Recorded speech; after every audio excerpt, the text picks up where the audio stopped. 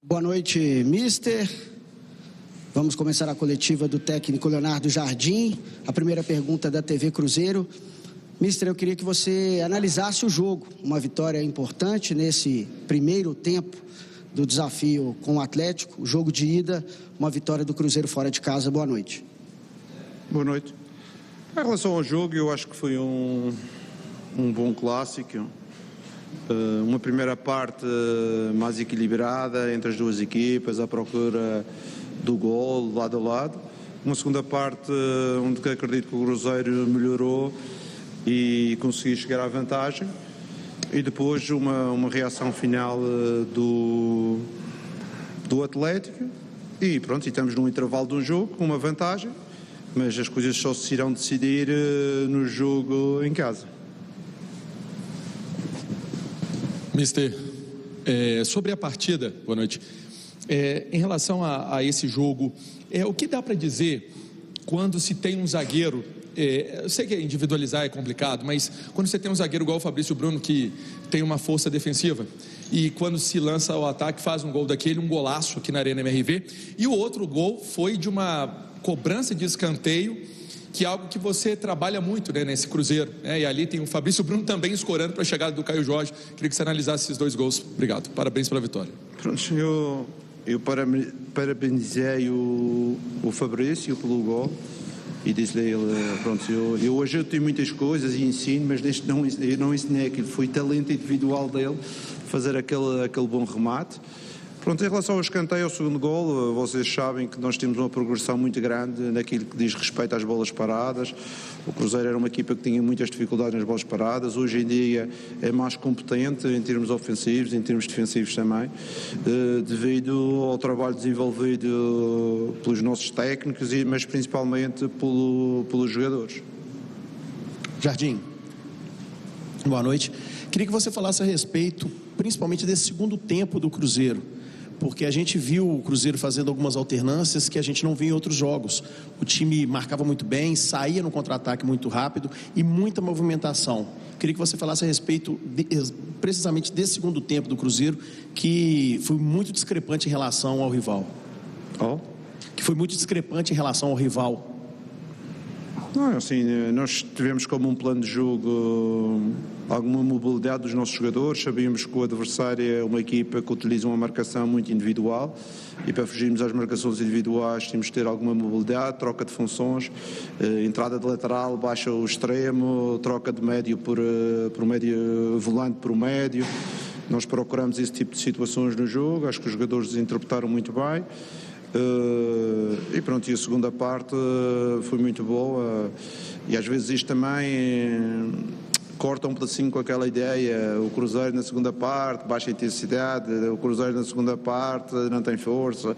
Não, às vezes o jogo é que dita aquilo que vai acontecer, a reação do adversário, não reação, é como a recuperação, nós recuperamos 3 dias, o adversário teve a felicidade de recuperar a equipa toda durante a semana, mas às vezes esses fatores não são decisivos e a minha experiência no futebol diz-me claro que os mídias e que os adeptos acham tudo isso, mas às vezes acaba por não ser decisivo num confronto, porque cada jogo tem a sua história, este teve a sua história e agora vamos recuperar muito bem, porque temos um jogo muito importante com o São Paulo.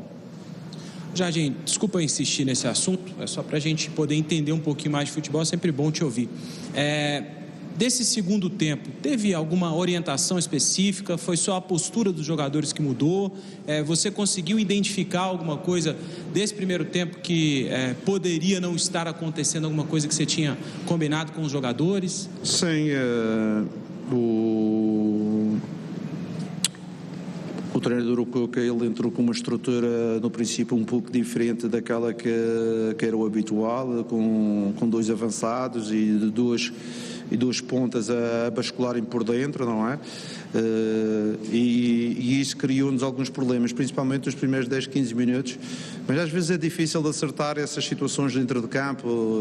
Os adeptos do Atlético também vieram em massa, estavam muito barulho e às vezes é a dificuldade do treinador, e na segunda parte acertamos um pedacinho essa situação, que tínhamos que equilibrar o jogo mais com a linha de 4 e não estar a saltar nos pontas do adversário. Também retificámos mais uma outra situação, principalmente com bola, estávamos a errar alguns passos e eu disse, é preciso ter confiança, estamos a jogar na casa do adversário, mas também já jogamos no Maracanã, já jogamos no Botafogo, é preciso ter confiança quando tivermos a bola, e eu acho que isso melhorou a confiança com bola, a capacidade de circulação, a ligação do jogo, e isso foi importante para a construção dos golos. Jardim, boa noite, Nath da ESPN. O Cruzeiro ganhou hoje com a torcida adversária lotando o estádio. Próximo jogo joga no Mineirão com a torcida a favor e com 2 gols de vantagem. Como administrar essa vantagem para não crescer demais a expectativa e isso atrapalhar o time? Em primeiro lugar, o próximo jogo é no sábado com o São Paulo, com a nossa torcida, e nós temos que refrescar a equipa, porque é o terceiro jogo, 2 dias de recuperação só, e é que vamos precisar da torcida a nos apoiar, porque senão será um jogo fácil. Segunda situação, nós temos uma forma de jogar, uma forma de jogar que os jogadores acreditam, que o treinador acredita, e nós não abdicamos dessa postura, não abdicamos desses comportamentos, independente se estamos a jogar aqui no Atlético, se estamos a jogar no Fluminense, se estamos a jogar no Botafogo. Nós acreditamos na nossa forma de jogar, no nosso ADN, e é por isso que temos a postura que tivemos aqui, não é? Pressionamos o adversário, não deixamos jogar, subimos as ligas, demos pouco espaço na construção. Isso é a nossa forma de jogar. E dificilmente eu abdico daquilo que é os nossos princípios por temer ou não temer o adversário. Eu acredito que o Cruzeiro é um clube grande e é um clube que tem que respeitar todos os adversários, mas também tem-se que fazer respeitar dentro de campo, com a sua forma de jogar e com a sua organização. Ô Jardim, teve uma quebra ali contra o Mirassol, que o Cruzeiro voltou a levar gol fora de casa e hoje tem uma atuação impecável aqui, e destacando esse segundo tempo que você disse, né? Esse comprometimento de todos, quem entra está entrando e mantendo o nível, o que é importante para isso continuar, para esse momento de jogo em cima de jogo, jogo decisivo em cima de jogo decisivo, mas desde que teve aquela virada de chave, todo mundo bem comprometido com a sua ideia, que você disse aí que não abre mão. Eu acho que a equipa tem tido um comportamento extremamente positivo, os vários jogadores, ao longo destes últimos 3-4 meses. Com certeza não vamos ganhar todos os jogos, o futebol não é uma ciência exata, mas com certeza que trabalhamos, temos atitude.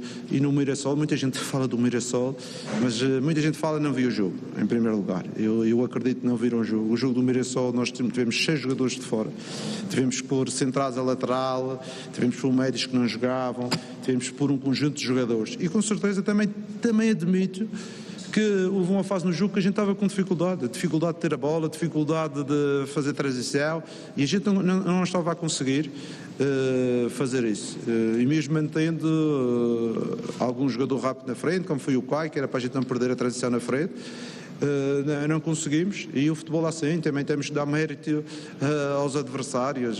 Eu às vezes acho que as pessoas desvalorizam alguns adversários e valorizam muito outros.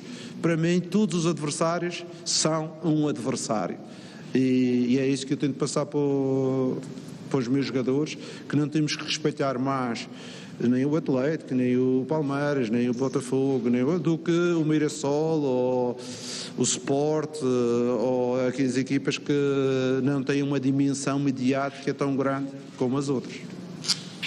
Professor, após o jogo contra o Internacional, nós falamos lá no Mineirão sobre a grama, que poderia ser um empecilho para o seu time aqui hoje. E o time fez uma ótima partida. Eu queria saber se você também trabalhou o psicológico, principalmente da equipe, para aguentar um gramado diferente, uma torcida adversária que lotou o estádio. Como que foi essa preparação da mente, do psicológico? Olha, em relação aos derbys, não é só este derby, mas todos os derbys que eu tenho jogado na minha vida, e já tem sido alguns, em vários países, eu procuro sempre passar uma mensagem aos jogadores, que é o seguinte: meus amigos, a gente vai jogar e vamos fazer o nosso jogo no campo.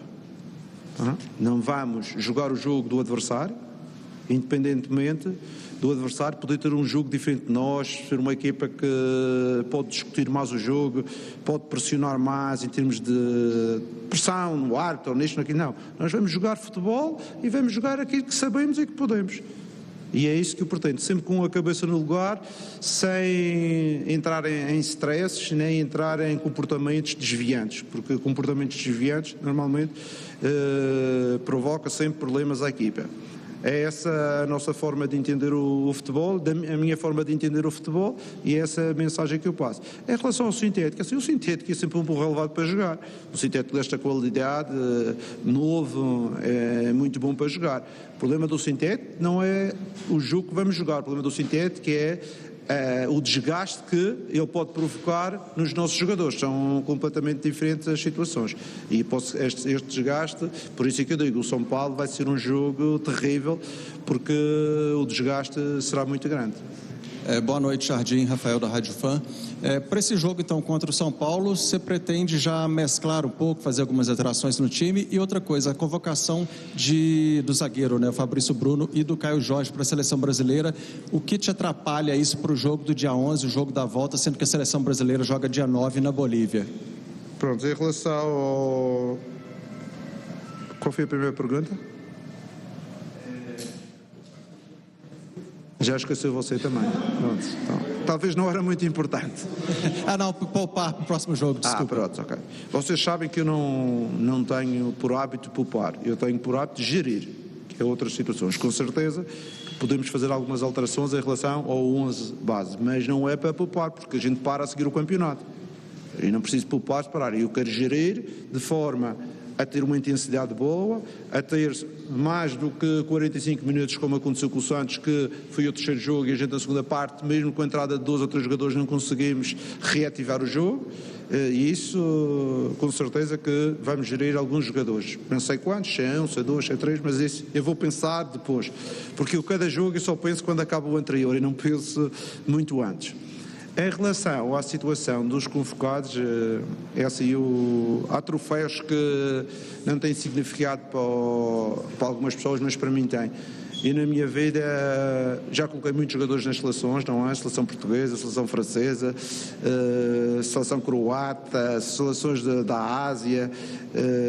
E hoje fico muito satisfeito de ter 4 jogadores convocados para a seleção A, 2 deles efetivos nos primeiros 20 e um deles que é a primeira vez. E eu fico muito satisfeito por participar como treinador no crescimento desses jogadores, como é o Caio, como é o Kaique, o Mateus e o Fabrício já foram mais algumas vezes, mas principalmente nos 2 que é a primeira vez, e fico muito satisfeito, e para mim eu fico honrado neste por participar neste crescimento dos jogadores para uma melhor performance. Mister, boa noite aqui. Tudo bem? Parabéns pela vitória. Mister, você falou agora há pouco em relação aos jogadores que entram durante a partida, e assim como foi contra o Inter hoje, mais uma vez, como tem sido durante a temporada, quem entra mantém a mesma pegada, mantém a mesma intensidade, oxigena o seu time. E nesse bolo de jogadores que você utiliza no segundo tempo, tem agora o Sinisterra chegando. Já estaria disponível para hoje, não pôde jogar. Como foram os últimos dias dele no Cruzeiro e qual que é a sua expectativa para a utilização dele? Obrigado. É assim, hoje mexemos em 3 jogadores somente, porque eu achava que era o necessário, como todos os jogos. Vocês sabem que vocês são da altura que não havia substituições no futebol e jogava-se futebol. Depois houve uma altura que era 2 e também jogava-se futebol. Seguiram 3, agora são 5. Mas nada diz que é obrigatório 5, nem 2, nem 3. O importante é que a equipa seja competente e esteja competente. Porque muitas vezes as substituições pioram a equipa. Melhoram, mas também pioram. E vocês têm N casos disso. O Sinisterra é um jogador que nós contratámos, um jogador que veio com algum déficit físico, porque ele teve uma lesão na pré-temporada no tornozelo, teve 4 semanas parado, voltou a treinar 3 dias antes de vir para cá, neste momento está com 1 semana de treinos, vamos ver o São Paulo, não para entrar de início, mas pode ser uma opção para entrar no jogo, vamos ver a condição dele e depois vamos apostar naquela semana de paragem para ver se conseguimos aumentar os níveis e a condição dele para que ele nos ajude.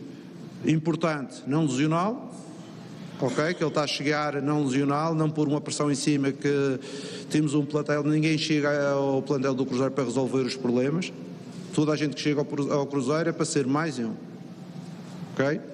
Mais um, para ajudar, para ser uma solução, até pode ser o titular, mas tem que provar isso quando cá tiver. E é essa a nossa ideia, acreditamos muito no jogador, por isso é que fizemos um esforço para ele vir e tivemos 1 mês a trabalhar para ele aceitar, porque acreditamos que é um jogador que vai nos dar outras valias à equipa, valias diferentes, principalmente em termos técnicos, nas situações de um parão, é um jogador diferente daquele que nós temos e nós procuramos, e já vos disse isto N vezes, que eu como treinador não quero muitos jogadores iguais, eu quero jogadores que permitam à equipa alternativas técnicas, alternativas físicas, alternativas estratégicas e isso para mim é que é importante.